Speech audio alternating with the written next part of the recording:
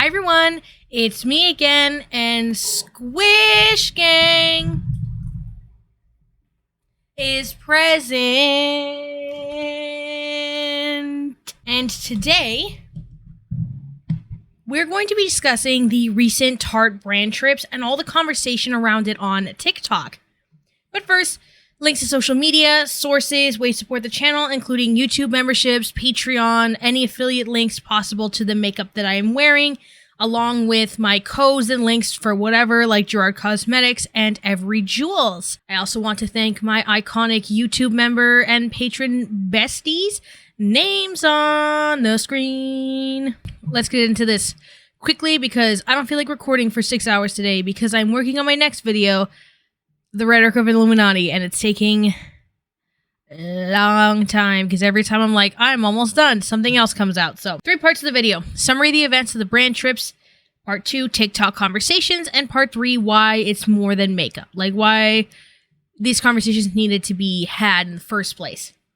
So part 1, summary of events. So Tarte is a makeup brand that makes makeup products. I don't own any Tarte products anymore, so I can't show you.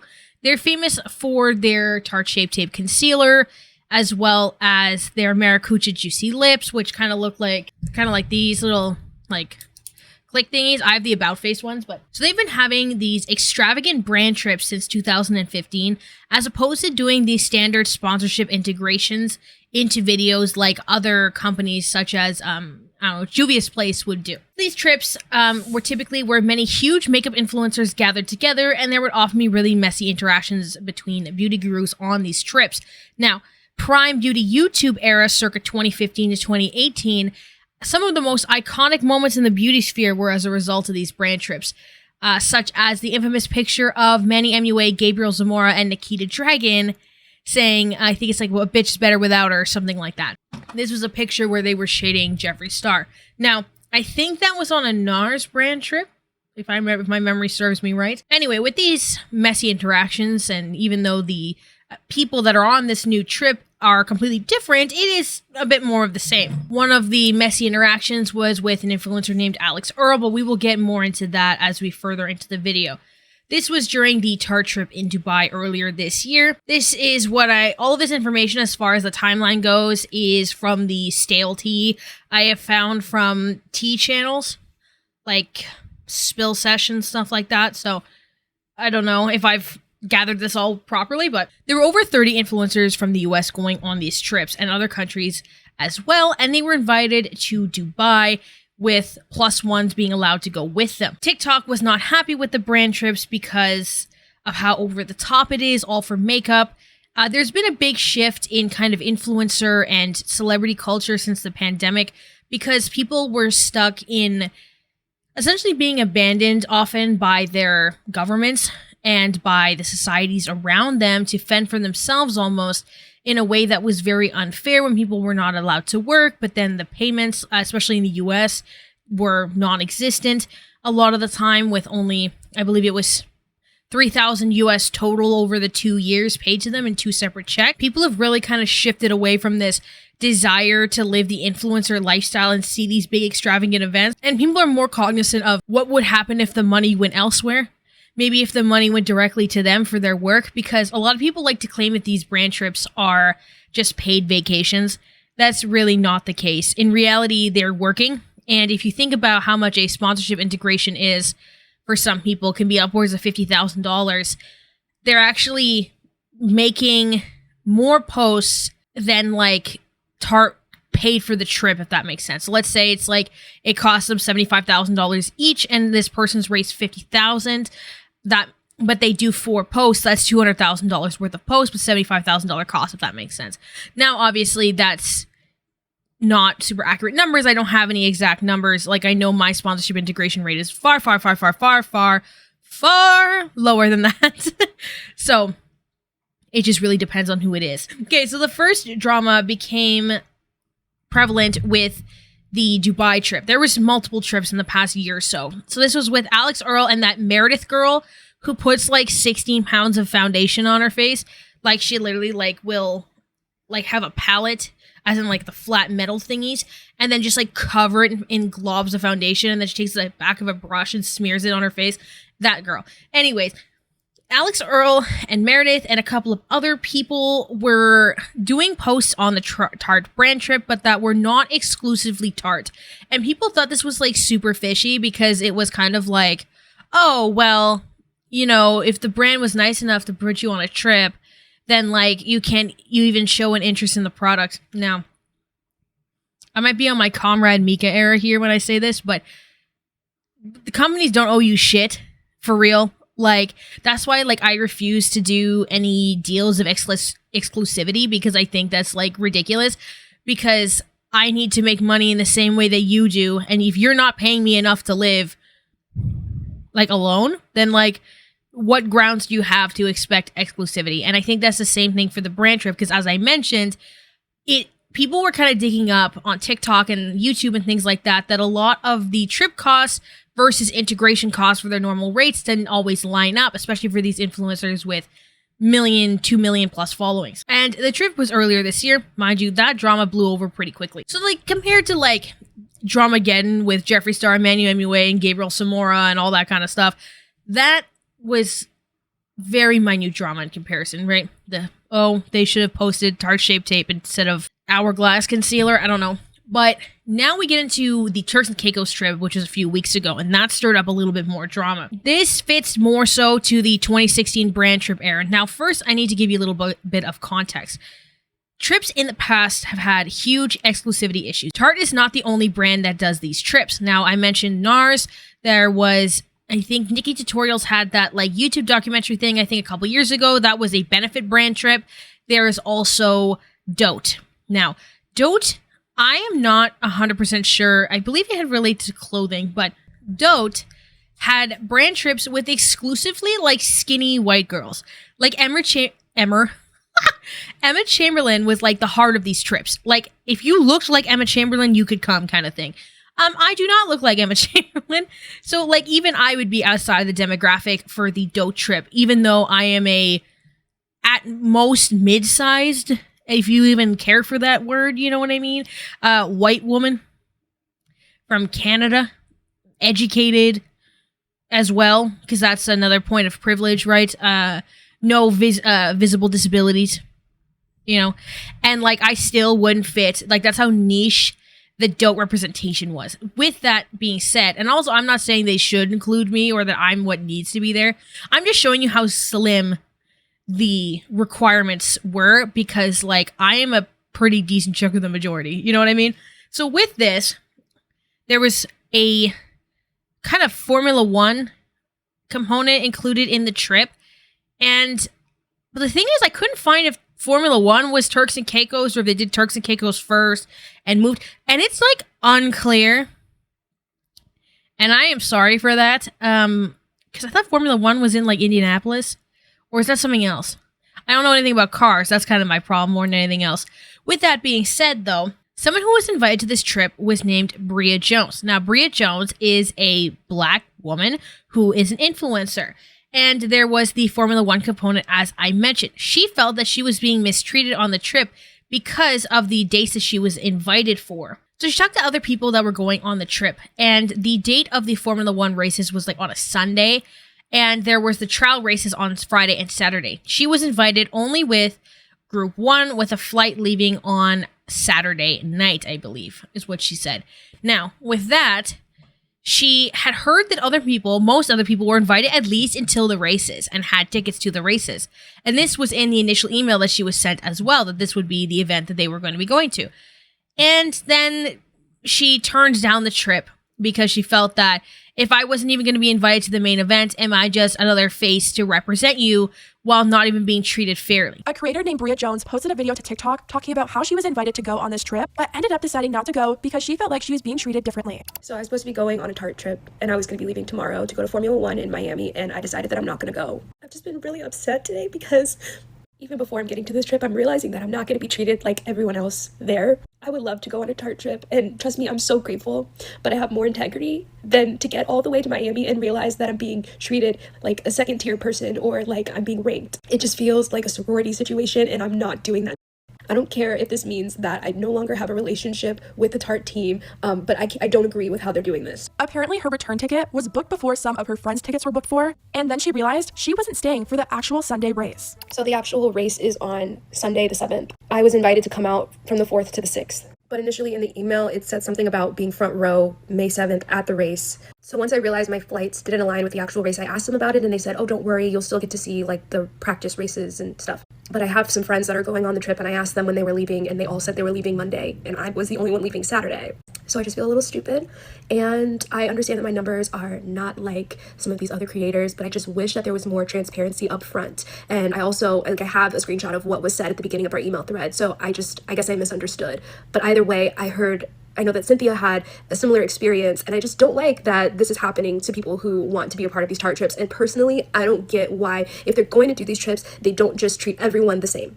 I have worked too hard to get to where I am today, and I will be damned as a Black creator if I accept anything other than equal treatment on these trips. And yes, Tarte can do whatever they want to do. Yes, they can, but I don't have to accept or agree with it. And this situation is not sitting right with people. That's really rude. You have every right to be upset. This is like getting invited to the middle school birthday party, then wondering if you're invited to the sleepover after. I'm sorry, girl. Definitely gives sorority vibes. Proud of you for choosing yourself.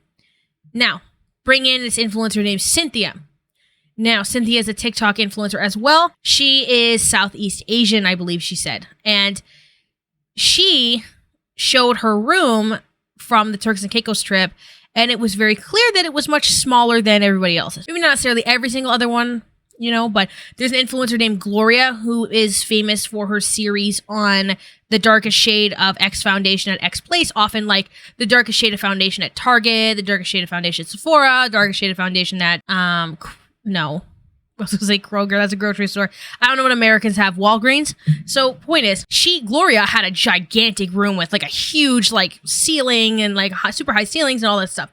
And Cynthia's looked like kind of like a nice normal hotel room. Creator in this influencer content creator TikTok era, and a lot of the times I get the short end of the stick. I 100% agree that that room is more than enough. I don't even have a bedroom myself that is the size of the room I got. However, I do believe I am worth what I am worth. It was just about getting treated equally to my counterparts / coworkers. I also want to explain how I did talk to the Tarte team, and they did explain to me how certain rooms were chosen for certain people and the other rooms were random. She then moved on and talked about the whole season 1 and 2 split and how she felt to see some people stay on the trip while others were booked to go home. However, one thing I would not lie about is how I thought it was weird that they kept a few people who were on season 1 to season 2. Again, made things feel like it was unequal, and it almost felt like a competition where people got disqualified and people got to stay.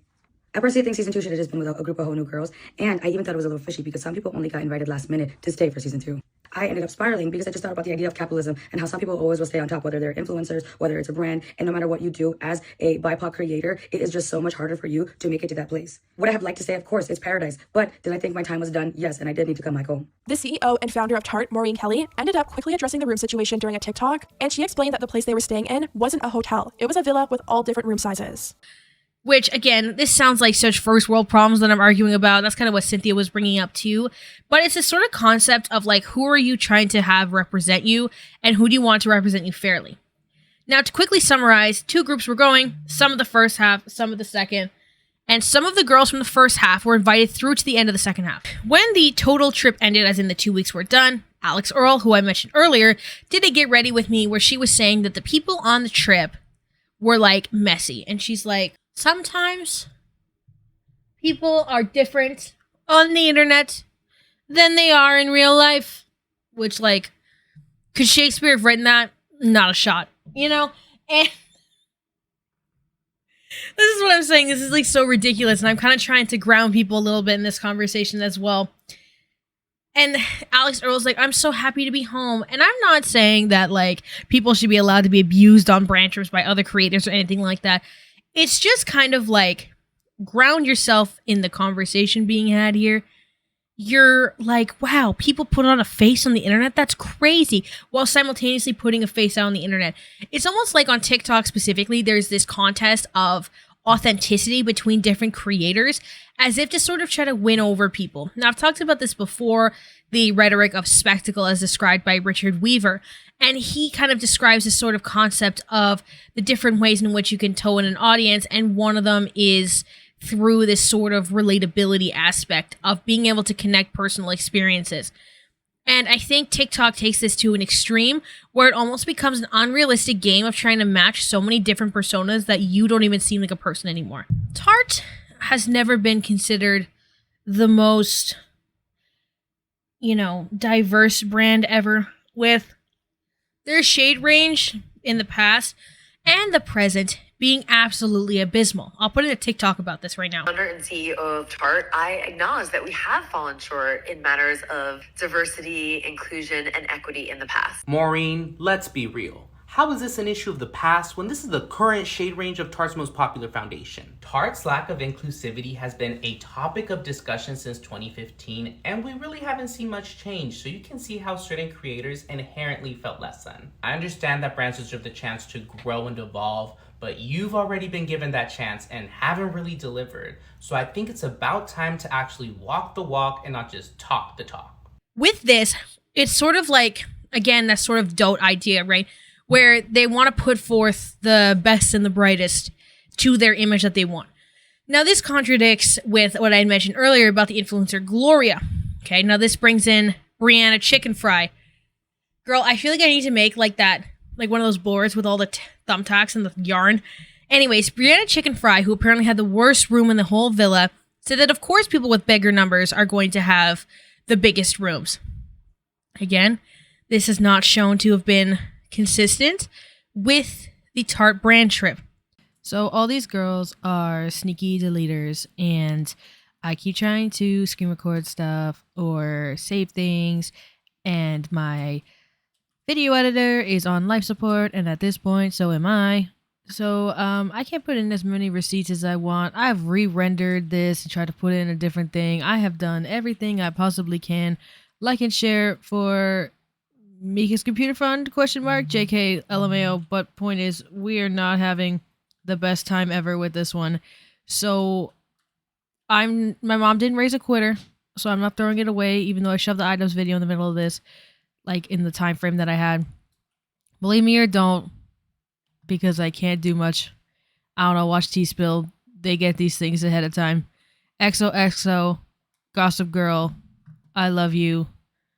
Yeah, bye. Because the numbers don't match up. Now, this could have just been, honestly, lazy planning on the behalf of the Tarte people as well. Once all of this came out, this is when Bria, my timeline's a little bit all over the place, had brought out her videos declining her, why she declined the Tarte brand trip. Now, upon Bria declining the Tarte brand trip, there were people who took her place. Now, in Bria's videos, she mentioned that as a black female creator, she can't really accept less. But then Fanita, another black female TikTok creator, went to the Tarte brand trip to replace her. With all of this coming out, the Tarte CEO had 2 different apology videos. One in the form of a get ready with me, and then one in the form of a more structured, coherent video as per the backlash on the get ready with me apology video. Now that we have somewhat of the events, let's go to the second part. So with the TikTok response, upon Bria declining her invitation to the Tarte trip, as I mentioned, Fanita was invited. This is another black woman who creates on TikTok. There were very mixed reactions to this because in a lot of, especially black feminist space, we're talking about people like even bell hooks and stuff like that. There's this concept of the need for solidarity on a both gender and racial spectrum in a lot of these cases. Now, I'm not going to be here, white lady, which would be really hypocritical for me, white lady, to be explaining the concept of black feminism over black people, because that, with citing bell hooks especially, because that would be entirely against her whole message. So I'm not going to delve into that too much. There are creators on TikTok who've gone through this. I saw a bunch of Midwest bimbo tweets about it. I'll put them on screen. Again, we're coming across the issue of sneaky deleting and missing pieces, but I don't know. At this point, it's kind of like choose solidarity or don't. It's not really necessarily like my place to say, but to some extent, there is a bit of an understandable response to this. I think it's kind of just falling victim to like the scandal of and the capitalistic goal above maybe supporting those who you should be backing. But at the end of the day, it's everybody's choice. And I'm just giving you the ability to discern things on your own. That's all that is. This is something that I'm just going to leave like that. Just I'm mentioning that there's this concept of solidarity that people think Fanita should have had, especially because Bria's message was relating to not wanting to be treated lesser as a Black woman influencer. But some went to praise Tarte for having kind of what I would describe as more or less the bare minimum diversity level, saying that it was so much better than things like the Dote Trips. And even one of, if not like the actual head of Farsali, which is a brand that was really famous in 2016 for having like glitter face primer serums, kind of talked about the trips and made a TikTok about it. Because I'm super weary of brand owners and brand people in general, because there's always going to be this floating motive of saving face, especially when you're in such a competitive market like makeup and such a money-driven, high-profit margin kind of form of business that is based on a deconstruction of insecurities that have been pushed on women for the sake of capitalistic gain. Like, this is like a whole thing we have to go through for that. But I say this as someone who's wearing makeup, you know, you can have fun with it too, right? Like, I'm kind of like, we're all a bit of in the condition of everything, so I'm just going to kind of make best with it. That's where I'm at personally. With like even brand owners speaking up about this, it was ridiculous. So now not only do you have like some people saying they're feeling mistreated, some people being like, people are mean, not on the internet, like this concept of unequal influencer treatment, some people with higher numbers get better treatment, all that kind of stuff. This is all kind of driven by much bigger conversations. Okay, so if we get to part 3, we want to recap like the primary components that have led us here that need to lead to bigger discussion, right? So we have the lack of exclusivity on the Tarte Brandtrip and the Tarte brand, unequal treatment amongst influencers, accusations of racial discrimination, and the CEO apology videos. So we're going to elaborate on each one of those things quickly as we wrap up this video. The inclusivity of the Tarte brand and the trip, as well as the exclusivity to Tarte as a brand through the people promoting. This is a toss-up between kind of arguments of privilege, right? There's like this saying, you know, that someone is playing in the trauma Olympics, right? Where people will try to bring forward something and then someone else will trauma dump. I don't like that term personally. I think people often weaponize therapy speech through terms like trauma dumping, but for the argument's sake, you're trauma dumping, right? And then it becomes a contest of whose life is worse. It's like when you're a little kid and you go, I slept 4 hours, and someone says, I slept 2 hours, you know? Just kind of trying to one-up you.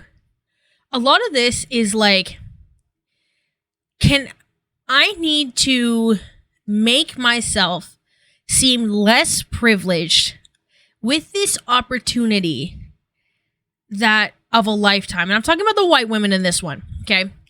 I need to make myself seem less privileged with this opportunity of a lifetime to be able to hold on to my relatability and audience in the same way that I had before.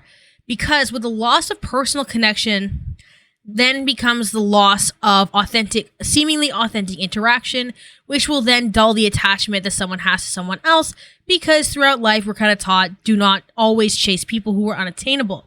Now, you can chase people in different ways besides like friendships and romance. You can chase kind of an idolization and access to some of their opinions and access to their personality, all different types of things. Now, when we're talking about the women of color in this circumstance, or the people of color in general, because I don't think they were all women, so that's irrelevant for me to say, but the people of color in this circumstance, it then becomes a bit more complicated and a bit more intersectional. Again, I think everyone's allowed to have their own opinions on this and how they felt about the trip and how some people were treated better than them or whatever. I think what it is that with Bria and this concept of solidarity, I think Fanita owes a bit of a explanation maybe, or in a conversation on how she felt for Bria in that circumstance, and maybe even a little bit of insight on how she felt on the trip to maybe even clear up if unequal treatment would have occurred in the first place. And, you know, it would also give people a bit of an idea if the attempted reconciliation between the Tarte CEO and everybody else actually happened through the apology video. The second part is like the unequal treatment amongst influencers. I think, again, this is a part of, I think, a lack of understanding of like capitalistic goal. And I think maybe I'm just too black-pilled on this one because it's, to me, it's like you're there to make them money. Like, I very highly doubt that they actually ever cared about anybody. And this concept of it's almost like a mega corporation trying to tap in to that individual connection, parasocial connection between the influencer and the audience. It's like when Wendy's is funny on Twitter. Like, that's all I can really say about that. I think that's just people misconstruing like what they're actually there for. The accusations of racial discrimination, that I think would need to be made more clear on a conversation with the influencers themselves that were there versus the ones that versus the people that were coming out, and amongst a lot of other things. I don't think it's as simple as some may say, but I do agree that Bria was in the right, for example, of just being like, well, I don't want to be treated less than as a black woman. Totally valid. CEO apology videos. I think this is a representation of that evil of company, as I was saying before, that it's, you need to try to find a way to draw the line between your relationship with your job. I think a lot of the time, relationship between corporate greed and your role in it, your role as an employee, your role as a consumer, and the kind of systems in place. Now, I think we're picking on a Tarte CEO lady like YouTubers pick on other YouTubers because of that expectation. I think she just didn't really know what she was doing in this circumstance, and in that acted like a fool. With that, again, not too much to say. I think a lot of this is quite surface level upon the capitalist employee versus employer interactions here, because I think people are just expecting too much of something that doesn't really owe you much. But yeah, with that, I want to conclude this video. Thank you for watching. Thank you to my iconic patron besties. Maybe I'll be invited on a brand trip. I don't know. JK, I don't even have a passport. Links, socials, ways to support the channel, all that kind of stuff down below, along with an email to suggest longer form content. Now, y'all have an amazing day, and I'll see you when I see you. Bye! Ugh, Vicky, I hate my mom. She's totally bonkers. What, Milena? What happened? She wants me to be a doctor, but all I want to do is be a culture critic. I get that. My dad wants me to be a doctor, but all I want to do is talk about how raving is a rebellious form of expression against our hegemonic society. I showed my mom my piece about the semiotics of the word slay, but she said it wasn't useful to society. Ugh, society sucks, man. All my issues are caused by society. I blame society. I blame society too. Let's start a blog!